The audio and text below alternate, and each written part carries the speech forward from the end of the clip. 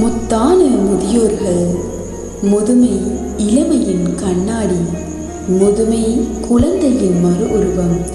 இளமையின் உழைப்புக்கேற்ப முதுமையில் கவனிக்கப்படும். இதுவே நம் சமூகத்தின் சிலரது நிலைமை.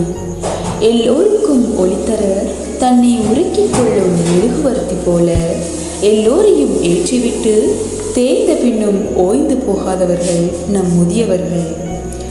முத்தான முதியோரை சத்தான உணவை கொடுத்து பித்தான மனதுடனே சொத்தாக மதிக்கப்பட்டு இனிதாக கவனிக்கப்பட வேண்டும்.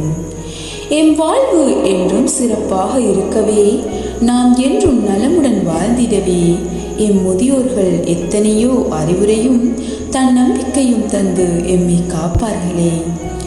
ஈந்தெடுத்த பிள்ளைகள் சுதந்திரமாய் வெளியில் உதிரத்தை பாழாக்கி உமக்காக உழைத்தவர்கள் முதியோர் இல்லத்தில்.